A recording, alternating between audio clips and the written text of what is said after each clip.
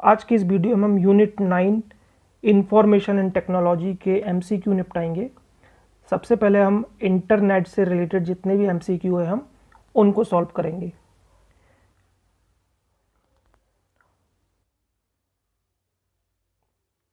MCQ को solve करते करते हम जो ऑप्शन होंगे उसको भी हम डिस्क्राइब करेंगे, ताकि उससे रिलेटेड जो भी क्वेश्चन आपके पेपर में पूछे जाते हैं हम उनको भी सॉल्व कर पाएँ। लिखा हुआ है पहला क्वेश्चन, इंटरनेट का जनक फाउंडर किसे कहा जाता है। ऑप्शन है हमारे पास में Charles Babbage, Vint Cerf, Bob Kahn, Tim Berners-Lee. इसका सही आंसर है विंडसर्फ। विंडसर्फ ही वो व्यक्ति थे जिन्होंने इंटरनेट को शुरू किया था, तो ये इंटरनेट के फाउंडर या फिर फादर माने जाते हैं। नंबर ए पर लिखा हुआ है चार्ल्स बेबेज।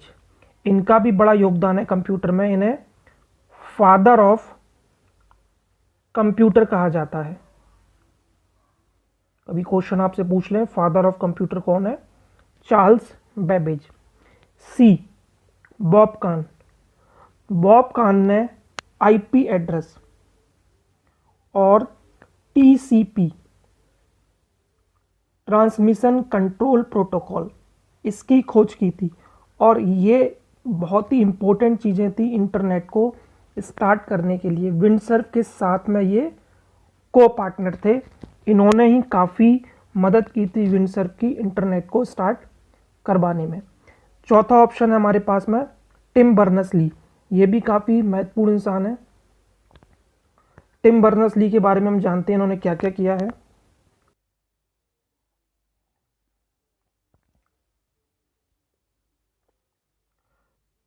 टिम बर्नर्स-ली के बारे में हम जानते हैं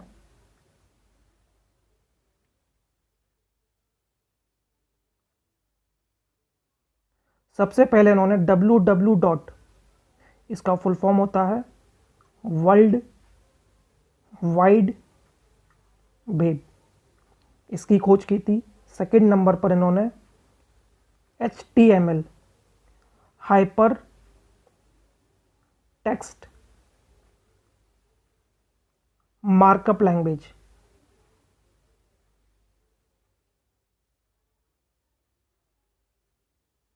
इसकी खोज की थी। Number third URL uniform resource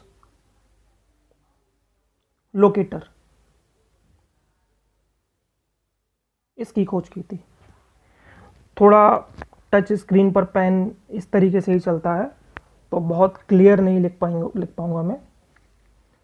तो ये तीनों ही बड़ी इंपॉर्टेंट चीज़ें थी इंटरनेट के लिए, और इन तीनों को ही टिम बर्नर्स-ली ने खोजा था। बहुत ही इंपॉर्टेंट पर्सन है इंटरनेट से रिलेटेड।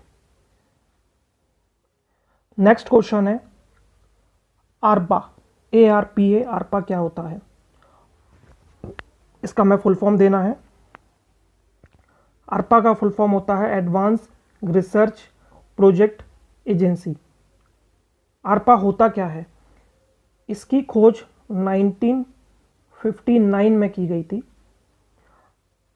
ARPA से ही इंटरनेट को स्टार्ट किया गया था, और 1969 में ARPANET चालू किया गया था।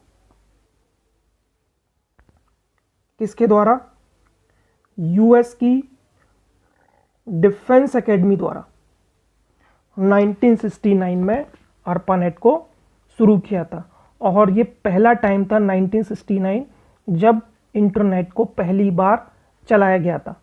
ARPANET को 1990 में डिसकंटिन्यू यानी कि बंद कर दिया गया था। 21 साल ARPANET का यूज़ किया गया है और 1990 में इसको बंद कर दिया गया था। चलिए, इससे रिलेटेड 2-3 क्वेश्चन आपके पेपर में आ सकते हैं।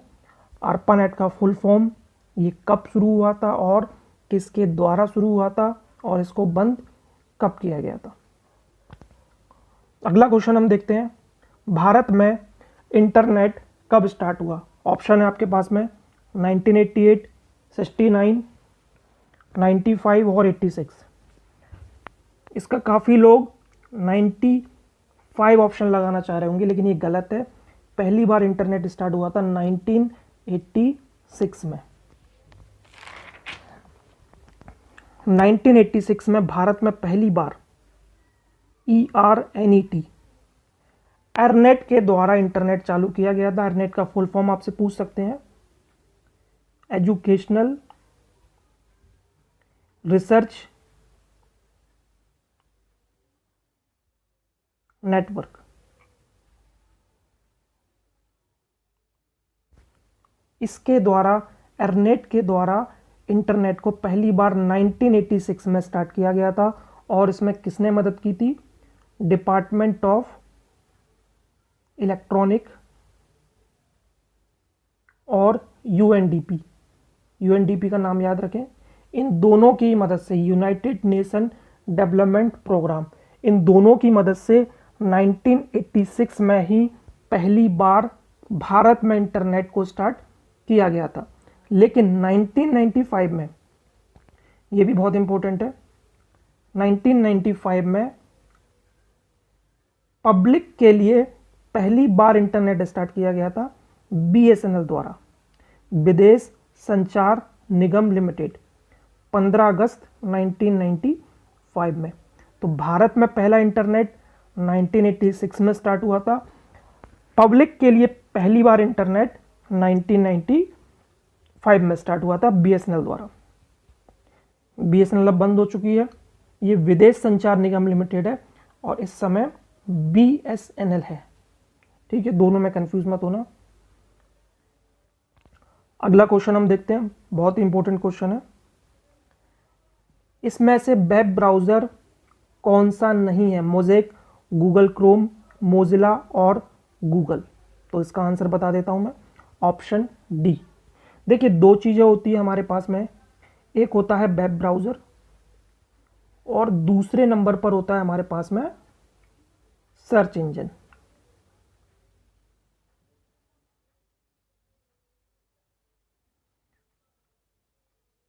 वेब ब्राउजर के अंदर सर्च इंजन पाया जाता है। गूगल एक सर्च इंजन है, जबकि गूगल का जो वेब ब्राउजर है वो क्या है? गूगल क्रोम है। ठीक है, इसमें ऑप्शन ए को हम देखते हैं, ये भी बड़ा इंपॉर्टेंट है। मोज़ेक फर्स्ट वेब ब्राउजर है। सबसे पहला वेब ब्राउजर कौन सा है ये पूछा जाए तो उसका आंसर होगा आपका मोज़ेक। इसको कब स्टार्ट किया गया था? 1993 में शुरू किया गया था मार्क एल्डरसन द्वारा। ठीक है, मोजिला का नाम आपने सुना होगा, गूगल क्रोम भी वेब ब्राउजर है।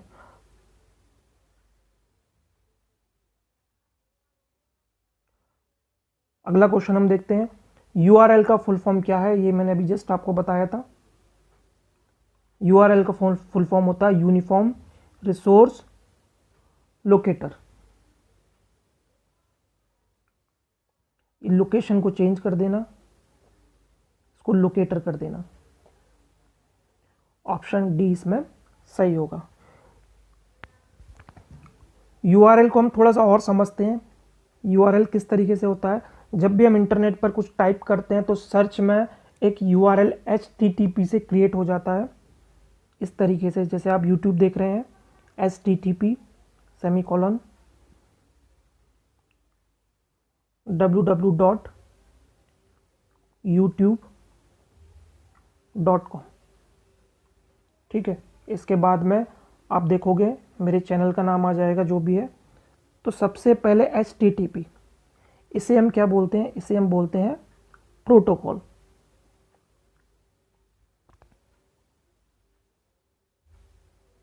दूसरे नंबर पर है सेपरेटर, इसे हम बोलते हैं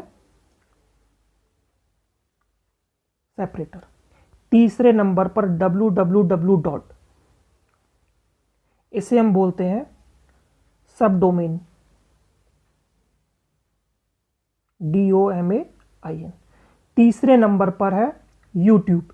यूट्यूब क्या है? यूट्यूब है आपका डोमेन नेम। सबसे लास्ट में आपका .com। .com होता है आपका टॉप लेवल डोमेन। यहाँ लिख देता हूँ।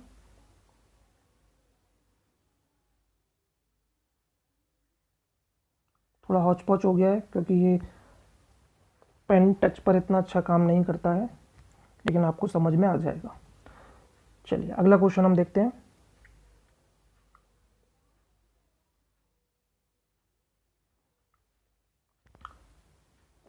कौन सा सर्च इंजन नहीं है?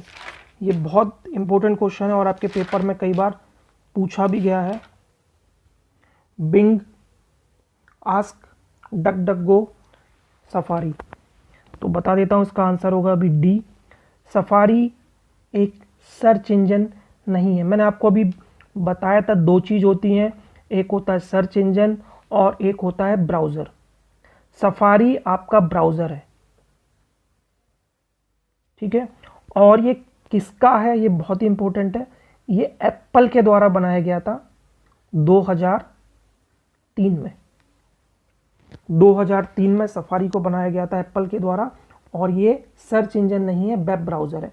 ब्राउज़र के अंदर हम जब सर्च करते हैं तब हमें सर्च इंजन दिखता है।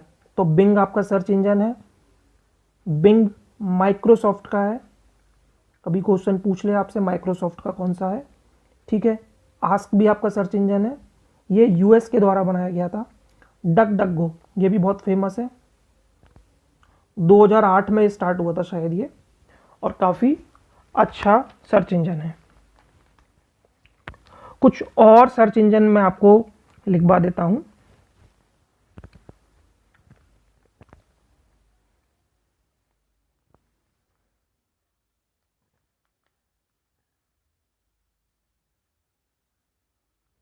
कुछ और सर्च इंजन लिख लीजिए यहाँ पर। गूगल आपको पता ही है,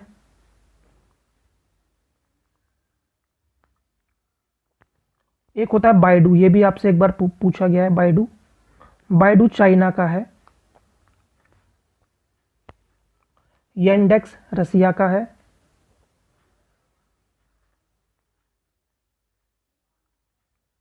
याहू काफ़ी फेमस है, आपने सुना होगा। ये आपके मेजर सर्च इंजन है जो हम आजकल देखते हैं जब भी हम इंटरनेट पर काम करते हैं। सर्च इंजन आपको पता है, मैंने बता दिया। अब इसके साथ में कुछ वेब ब्राउज़र के नाम और लिख लीजिए, ये भी बड़े इंपॉर्टेंट है। प्रमुख प्रमुख लिखवा देता हूं मैं आपको।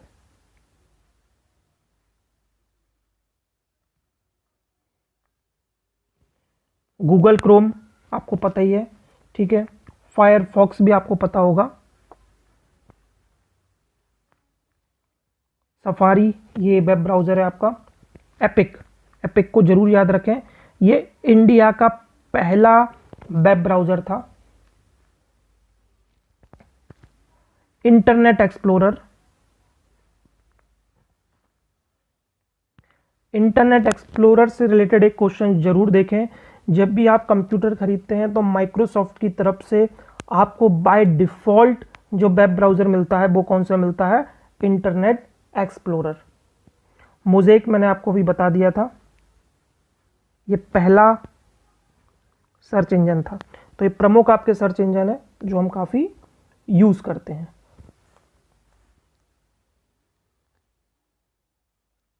अगला क्वेश्चन है, एट द रेट का आविष्कार कब हुआ था? 1996, 1986, 1972, 1995। तो इसका सही आंसर है आपका 1972।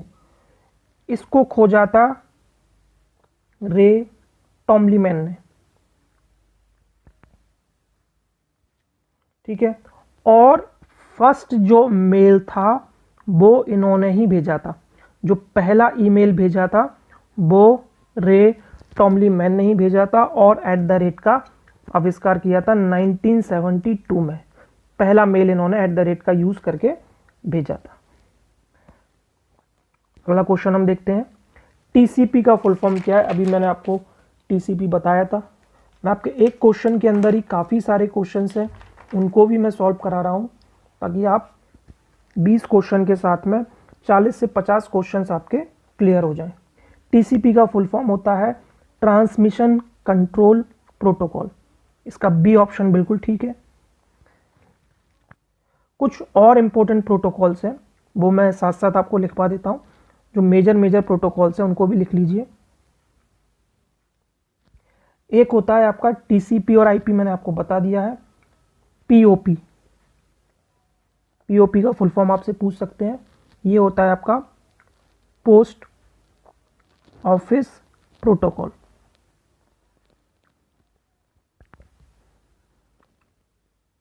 सेकंड नंबर पर एफटीपी, ये भी बहुत इंपॉर्टेंट है, फुल फॉर्म पूछ सकते हैं। File transfer protocol.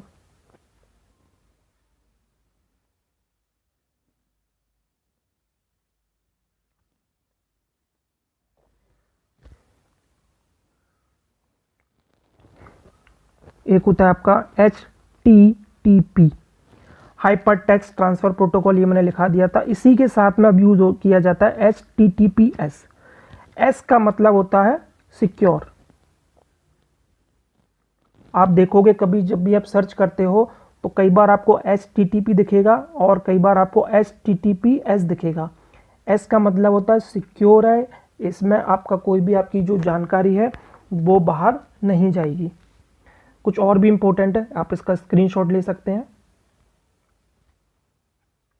गोफर, ये भी बहुत प्रचलन में है, पूछ सकते हैं कि गोफर क्या है। यूडीपी, यूडीपी का फुल फॉर्म होता है यूजर डेटाग्राम प्रोटोकॉल।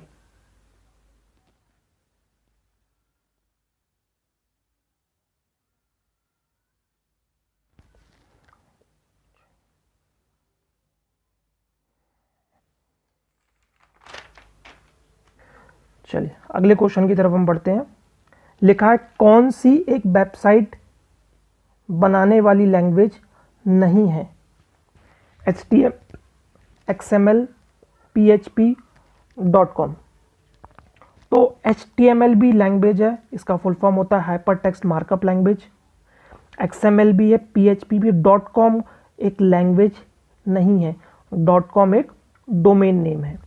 HTML का फुल फॉर्म आपसे कई बार पूछ सकते हैं पेपर में, hyper text markup language.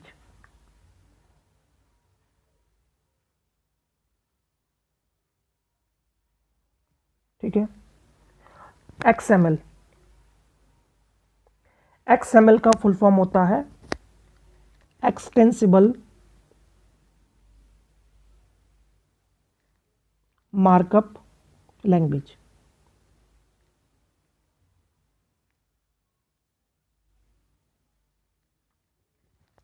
PHP का याद रखें, PHP जो यूज़ होती है वो फेसबुक और याहू जैसी वेबसाइट को बनाने में यूज़ करते हैं PHP। ये पूछा गया एक बार। फेसबुक का जो पेज होता है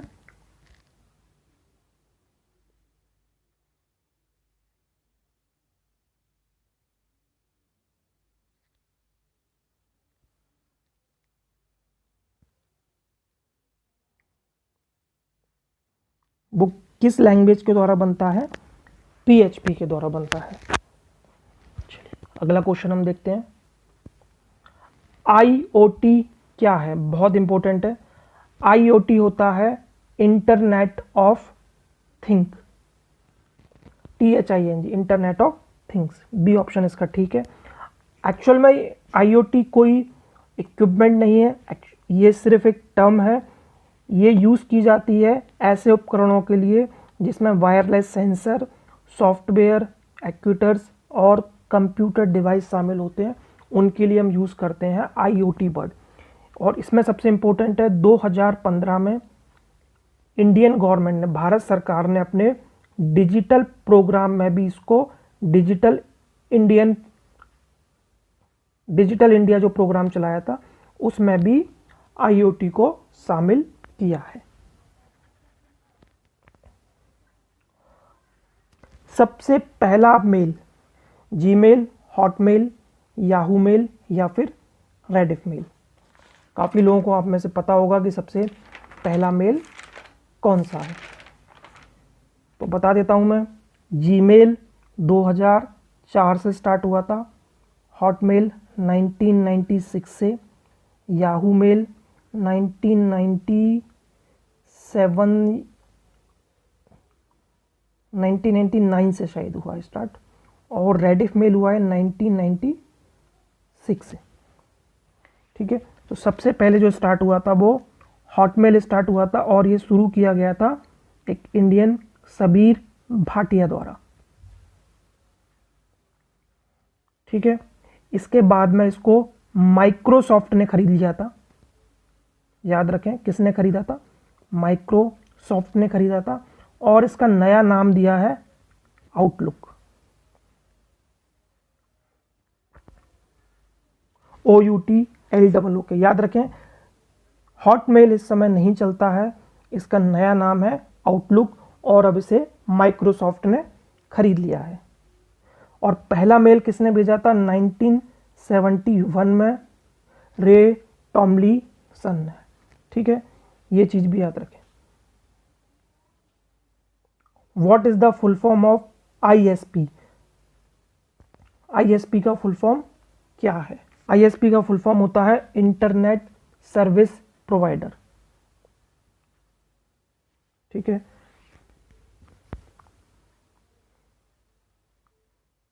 जो इंटरनेट की सर्विस प्रोवाइड कराता है उसको हम बोलते हैं ISP। अगला क्वेश्चन हम देखते हैं, गूगल क्रोम क्या है? यह भी मैंने बताए थे, सर्च इंजन क्या होते हैं और आपके ब्राउज़र क्या होते हैं। गूगल क्रोम एक ब्राउज़र है, जबकि सिर्फ गूगल की हम बात करें तो वो एक सर्च इंजन है। First internet service launched in India. India में पहली इंटरनेट सर्विस किसने प्रोवाइड कराई थी? बताया मैंने आपको, BSNL द्वारा 1995 में 15 अगस्त को, पब्लिक के लिए। जबकि भारत में पहला जो इंटरनेट है वो कब स्टार्ट हुआ था? 1986 में। लेकिन पब्लिक के लिए कब स्टार्ट कराया था? BSNL द्वारा 1995 में। अगला क्वेश्चन हम देखते हैं, IPv6 में कितने बिट IPv6 में कितने बिट होते हैं? तो पहले इसका आंसर दे देता हूं, IPv6 में होते हैं 128 बिट। बहुत ही इंपॉर्टेंट क्वेश्चन है। देखिए, जो मेजर जो IP एड्रेस यूज़ किए जाते हैं वो दो टाइप के यूज़ किए जाते थे। पहले यूज़ होता था IPv4, और अब जो यूज़ होता है वो होता है IPv6। अब इन दोनों में डिफरेंस क्या क्या है? IPv4 में हम 32 बिट तक यूज़ कर सकते थे, तो काफ़ी लिमिटेशन था, जबकि कंप्यूटरों की संख्या काफ़ी ज़्यादा बढ़ रही थी और हमें IP एड्रेस ज़्यादा चाहिए थे, इसीलिए IPv6 को लॉन्च किया गया। इसमें बिट होते हैं 128 बिट। IPv4 को 1970 में बनाया गया था, जबकि इसको 1990 में। ठीक है, अब IPv4 में डॉट का यूज़ करते हैं अलग करने के लिए, जबकि IPv6 में हम सेमीकोलन का यूज़ करते हैं। आपने देखा होगा, इस टाइप से नंबर लिखे रहते हैं 9 4 2 3, फिर सेमीकोलन, फिर एक नंबर, फिर एक सेमीकोलन। तो अभी जो प्रेजेंट में हम यूज़ करते हैं वो IPv6 का यूज़ करते हैं। तो याद रखें, कब लॉन्च हुआ था? 70 और ये 90 में। डॉट का यूज़ होता है, इसमें सेमीकोलन, इसमें 32 बिट्स, इसमें 128 बिट्स। तो इसमें 3 से 4 क्वेश्चन आपके पेपर में पूछे जा सकते हैं IPv6 रिलेटेड।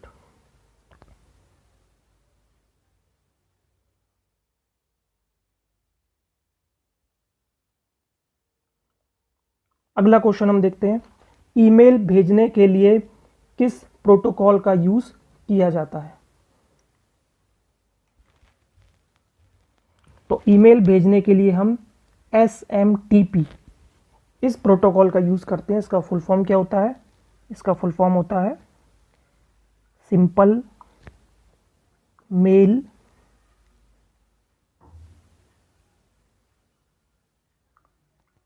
एक मिनट,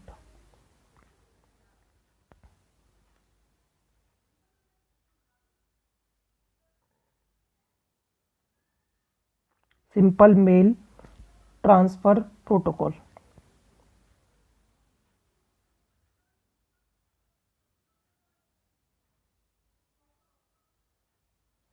ठीक है, STTP मैंने आपको बता दिया था, hyper text transfer protocol. FTP का फुल फॉर्म होता है फाइल ट्रांसफ़र प्रोटोकॉल, किसी फाइल को भेजने के लिए हम यूज़ करते हैं।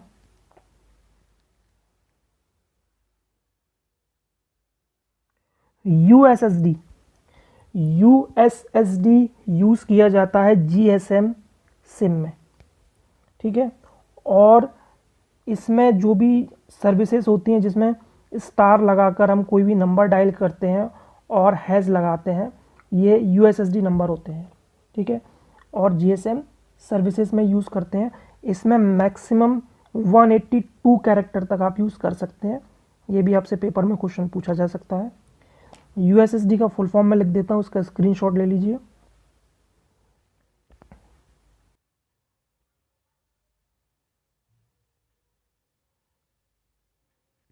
अनस्ट्रक्चर्ड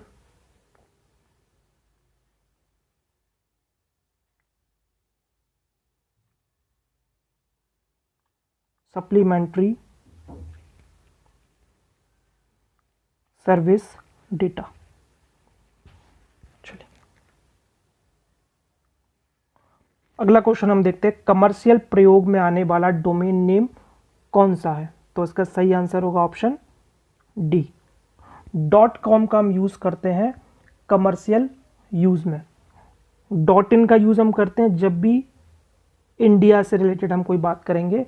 .in का मतलब ही होता है इंडिया, इंडियन जो वेबसाइट है। ORG का मतलब होता है ऑर्गेनाइजेशन।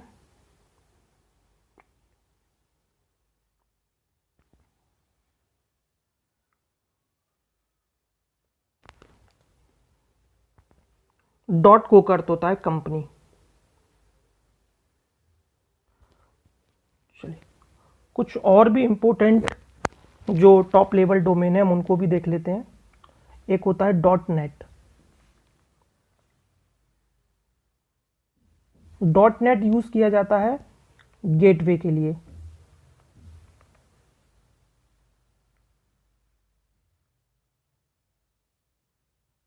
गेटवे या होस्ट के लिए। .edu एजुकेशन के लिए यूज़ करते हैं।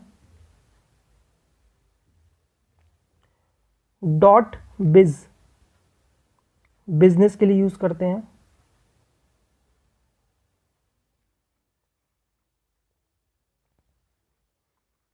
.ltd प्राइवेट लिमिटेड कंपनियों के लिए यूज़ करते हैं।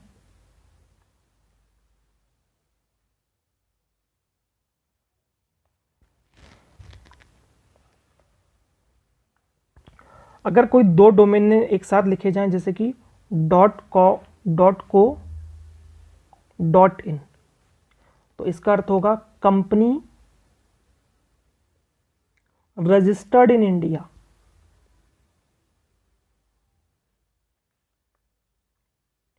इसमें दो टॉप डोमेन एक साथ इसमें आ गए हैं। .co का मतलब होता है कंपनी, IN का मतलब होता है इंडिया। तो कंपनी रजिस्टर्ड इन इंडिया उसके लिए यूज़ करेंगे हम .co .in।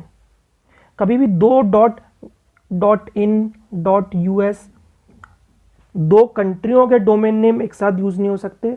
ऐसे ही दो जो आपके टॉप लेवल डोमेन है कमर्शियल या नेटवर्क या ऑर्गेनाइजेशन, ये भी कभी एक साथ यूज़ नहीं हो सकते। अगला क्वेश्चन हम देखते हैं, वाईफाई का फुल फॉर्म क्या है? पता होना चाहिए आपको। वाईफाई का फुल फॉर्म होता है वायरलेस फिडेलिटी, ठीक है। वाईफाई की ही तर्ज पर और चीज एडवांस चीज आने वाली है, वो है लाईफाई। लाईफाई का मतलब होता है लाइट फिडेलिटी, ठीक है। इस पर काम चल रहा है। इसका 2011 में इसका कॉन्सेप्ट दिया था और ये दिया था प्रोफेसर हेराल्ड हास ने। इसमें वाईफाई से 100 गुना ज़्यादा तक स्पीड होती है और इसमें एलईडी का यूज़ करते हैं। जो एलईडी लाइट का कॉन्सेप्ट होता है वो इसमें यूज़ करते हैं और इसमें 224 GB पर सेकेंड तक की स्पीड लाई जा सकती है, ठीक है। अभी पूरी तरीके से इम्प्लीमेंट नहीं हुआ है, इसको टाइम लगेगा। भारत सरकार के बायोटेक्नोलॉजी नेटवर्क का नाम क्या है? Inflibnet, BITS net, NIC net और रेप नेट। तो उसका सही आंसर है बिट्स नेट।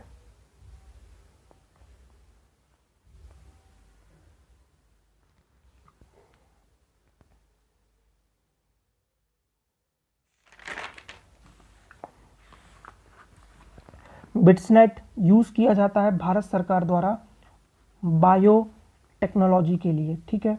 ऊपर दिया हमारे पास में इनफ्लिप नेट, इसका क्या यूज़ है? ये यूजीसी जो यूनिवर्सिटी हैं उसके द्वारा यूज़ किया जाता है। जो लाइब्रेरी होती हैं स्कूल और कॉलेजेस की, उनको एक साथ जोड़ने के लिए, और उससे रिलेटेड चीज़ें इसमें पाई जाती हैं। एनआईसी नेट, ये बहुत इंपॉर्टेंट है। एनआईसी नेट एनआईसी के द्वारा ही स्टार्ट किया गया था और इसका उद्देश्य सभी स्टेट, ऑल स्टेट्स और सिटी हैं, उनके हेडक्वार्टर और उनके एडमिनिस्ट्रेशन को एक साथ जोड़ना। एनआईसी का फुल फॉर्म आपको पता होगा, नेशनल इंफॉर्मेटिक सेंटर। चौथा है रेपनेट, ये सी डॉट द्वारा स्टार्ट किया गया था और इसका जो यूज़ है वो रिमोट एरिया नेटवर्क के लिए यूज़ किया जाता है। Remote area network. चलिए इसका स्क्रीनशॉट ले सकते हैं।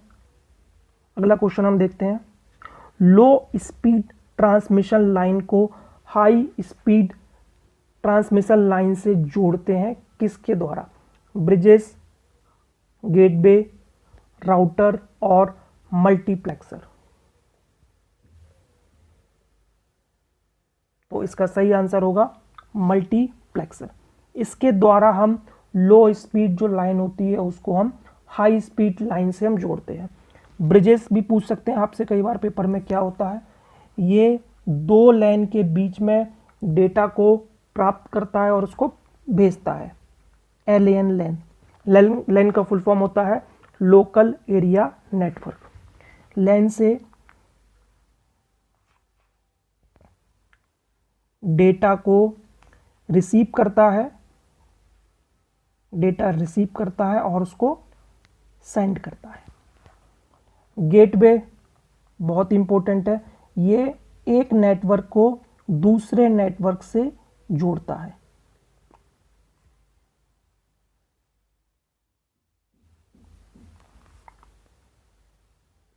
लिख लेना आप अपने शब्दों में, एक नेटवर्क को दूसरे नेटवर्क से जोड़ता है गेटवे। राउटर क्या काम करता है? राउटर एक से ज़्यादा, काफ़ी सारे जब नेटवर्क होते हैं, एक से ज़्यादा जब नेटवर्क होते हैं, 2, 3, 4, 5, तो उन सबको जोड़ने का काम क्या करता है? हमारा आपका राउटर। क्लियर है? चलिए, उम्मीद है आपको समझ में आया होगा और मैंने हर क्वेश्चन को कोशिश की है कि उसके जो बाकी ऑप्शंस हैं उनको भी डिस्क्राइब किया जाए ताकि आपका जो कॉन्सेप्ट है वो क्लियर हो। और ये MCQ जो 20 क्वेश्चन है, इसको आप प्रॉपर अगर नोट्स बनाते हैं और लिखते हैं तो आपके 50-60 क्वेश्चन इसके साथ में क्लियर हो जाएंगे। वीडियो पसंद आई हो तो मेरे चैनल को लाइक करें, सब्सक्राइब करें। अगली वीडियो में बहुत जल्दी लेके आऊँगा। Thank you. जय हिंद, जय भारत।